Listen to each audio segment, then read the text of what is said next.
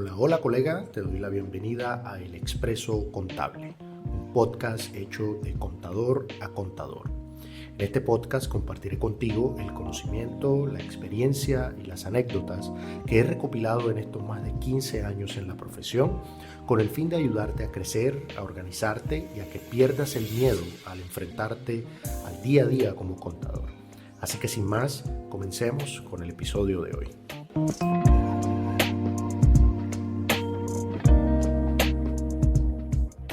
Saludos colegas, te doy la bienvenida a este segundo episodio de El Expreso Contable. Yo soy Bernardo Sánchez y en primer lugar agradecerte por la acogida y los comentarios del primer episodio.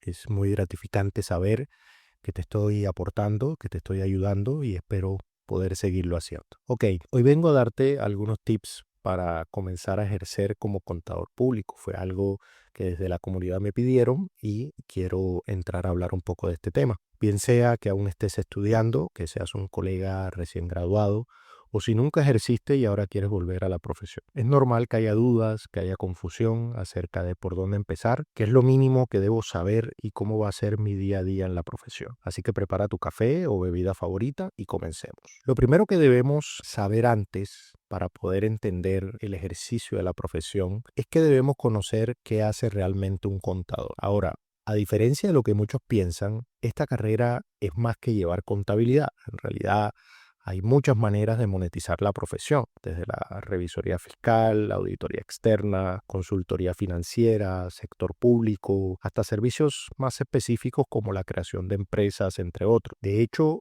conozco, por ejemplo, un colega que vive exclusivamente de prestar servicios de declaración de renta a personas naturales y de gestionar devoluciones de saldos a favor. Pero por efectos de practicidad y entendiendo que seguramente estás iniciando, nos concentraremos en los servicios más básicos y los primeros que generalmente prestamos, que son los servicios contables y tributarios. Este es el camino que la mayoría de los colegas recorren antes de anicharse o decantarse por una línea más especializada. Así que bajo este entendimiento, no te voy a dar una definición técnica ni me voy a ir a la ley 43 del 90, sino que te lo contaré desde mi experiencia. El contador es básicamente el responsable de preparar la información financiera y los impuestos de una persona o empresa. Esto no quiere decir necesariamente que el contador haga todo el proceso operativo, pero sí es el responsable del producto final, del entregable. Esta labor, entonces, tiene una mayor o menor complejidad dependiendo principalmente de dos factores, que son el tamaño y el sector económico en donde se encuentre la empresa. Entonces, básicamente, eso es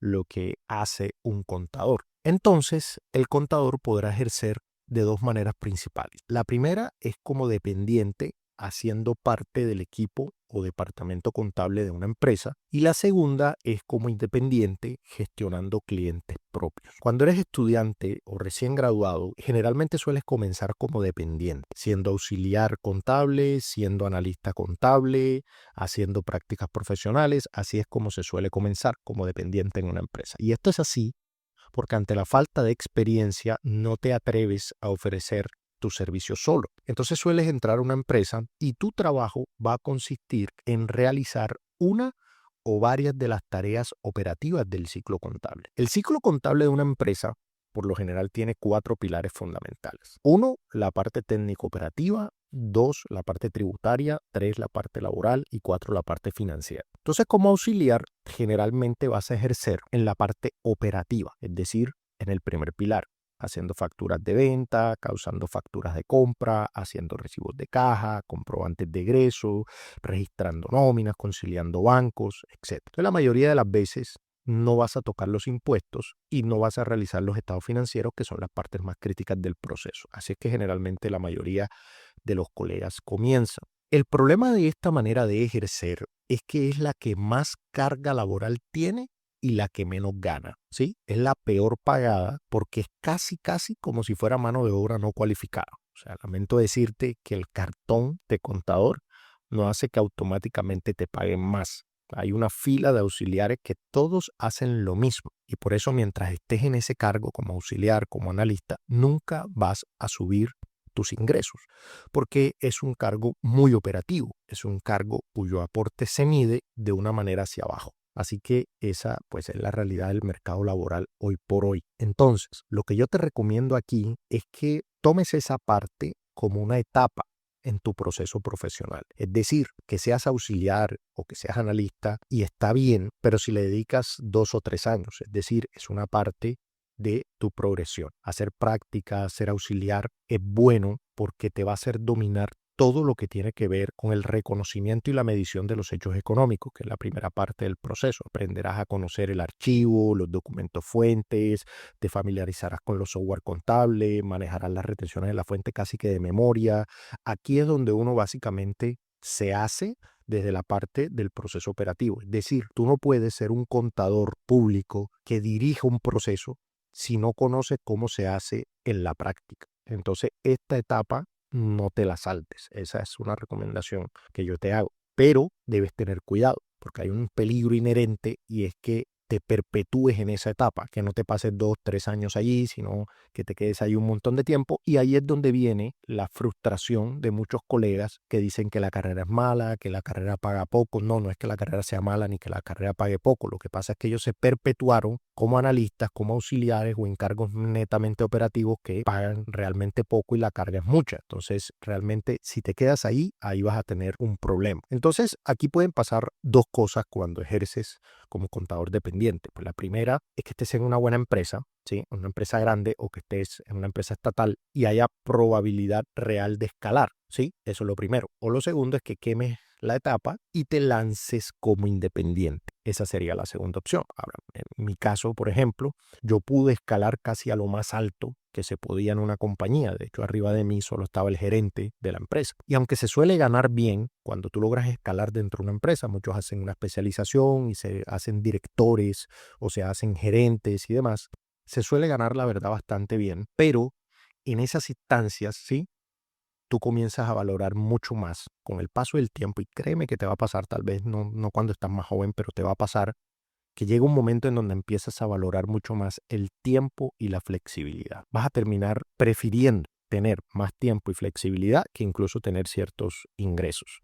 Yo, de hecho, todavía recuerdo una vez que me hicieron volver de la playa a pagar una nómina o cuando estaba de aniversario y me llamaron casi en la madrugada por un problema de un banco. Entonces, uno comienza a valorar un poco más el tema de tener libertad geográfica, de poder trabajar desde cualquier lado, de tener flexibilidad en el horario y demás. Entonces ahí viene la segunda forma en que puedes ejercer la profesión, que es como independiente gestionando tus propios clientes. Entonces, una de las ventajas que tiene esta modalidad de trabajar como independiente es precisamente la flexibilidad. No quiere decir que vas a trabajar menos, o sea, muchos tienen esta impresión de que siendo independientes van a trabajar la mitad del tiempo y demás. No necesariamente, es muy posible que tengas que trabajar incluso más, pero el asunto es que tú manejas tu tiempo, es decir, tú decides cómo organizas tu horario, qué trabajas primero, qué trabajas después, cómo trabajas en la mañana, cómo trabajas en la tarde, etcétera.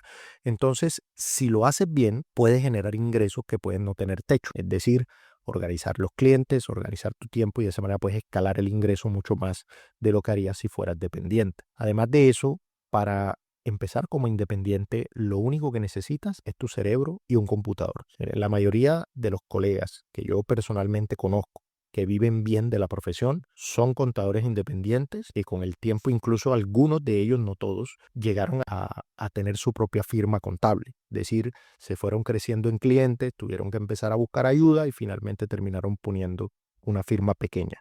Pero conozco colegas independientes que ganan bastante bien con 2 o 3 clientes y con eso se acomodaron. Así que por ese lado se puede escalar el ingreso mucho más que siendo dependiente. Y aquí generalmente cuando ejerces como independiente vas a tener que encargarte de forma personal de todo el ciclo contable del cliente. Cuando son empresas pequeñas vas a tener que hacer generalmente todos los pilares del ciclo contable.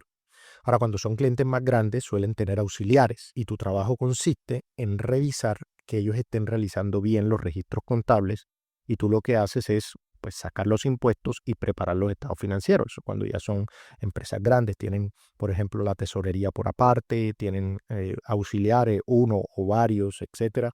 Entonces ya tú te encargas de dirigir el ciclo, de dirigir el proceso. Ahora, una de las desventajas con ejercer como independiente es que puede ocurrir que te satures de trabajo. Entonces te toca buscar ayuda, así sea de manera ocasional. Y otra de las desventajas es que el pago a veces no suele ser puntual de la manera como lo es en una empresa. Pero ya eso depende pues de la calidad de clientes que tú consigas. Y además de eso, para ser independiente hay algo innegociable y es que te toca aprender habilidades de venta para poder conseguir constantemente nuevos clientes. O sea, te toca hablar con personas, te toca saber vender, te toca hacer presencia online, etcétera. O sea, tiene su trabajo. Entonces, cuando tú eres dependiente, simplemente haces la parte que te toca, si te toca causar y demás, a la hora que hay que salir se sale y te desentiendes de todo. Acá no. Acá incluso puede haber clientes que te escriban a deshora, puede haber cuestiones más del tipo de quien está emprendiendo. Entonces todo tiene sus pros y sus contras, pero si nos centramos en lo que tiene que ver con la flexibilidad que buscamos a nivel económico, a nivel geográfico y a nivel de horario, sin duda, llegar a ser independiente o emprendedor desde el punto de vista contable es lo más deseable. Mi recomendación es que llegues o procures llegar hasta allá. Si eres dependiente, estás en una buena empresa y ganas un salario alto, pues bueno, generalmente uno lo que hace es que se queda unos años ahí en la zona de confort, pero créeme cuando te digo que llegará el momento en que vas a desear tener más tiempo, tener más libertad y eso solo se puede conseguir con la independencia o siendo emprendedor. Entonces, unos consejos desde mi experiencia para ir finalizando. En primer lugar, unos consejos si estás ejerciendo como dependiente. El primer consejo es que en estas primeras etapas, en las primeras etapas como auxiliar contable, como analista, te esfuerces más de lo que te exigen. No te quedes con esa visión de muchos colegas de que esto no me lo están pagando, yo no voy a hacer más de lo que me están pidiendo. No, esfuérzate, métete en todas las partes del ciclo contable. Analiza, consulta, pregunta, habla con el contador, yo quiero aprender a hacer eso, póngame a mí, no tengas miedo al trabajo. Esa etapa, esa primera etapa es fundamental. Créeme que todo ese conocimiento va a ser muy útil después cuando tú tengas tu propio negocio o cuando te vuelvas independiente. Entonces necesitas ese conocimiento, necesitas meterte allí. Cuando tú más adelante seas independiente y busques un auxiliar, tú tienes que saber qué hace ese auxiliar. Y lo vas a saber más allá de toda duda porque tú vas a haber pasado por ahí. Entonces, esfuérzate en eso. Mira, no conocí un colega que fuese de estos que no querían hacer las cosas, que no quería que les pusieran más trabajo y demás, que luego tuvo recomendaciones o avanzó en la empresa y demás. No, en las primeras etapas te toca trabajar muy, muy duro. Entonces, esa es mi recomendación, no le tengas miedo al trabajo. Archiva, causa, concilia, haz lo que tengas que hacer.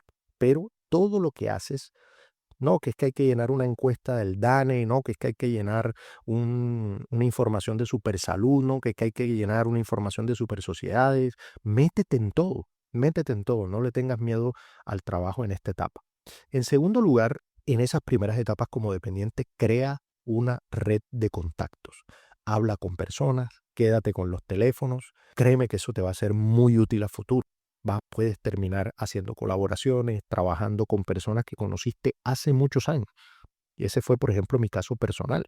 Yo trabajé en una empresa con una colega, nos conocimos y de hecho hoy hago colaboración con ella, trabajo con ella. Y eso fue muchos años después de haber estado sin hablar.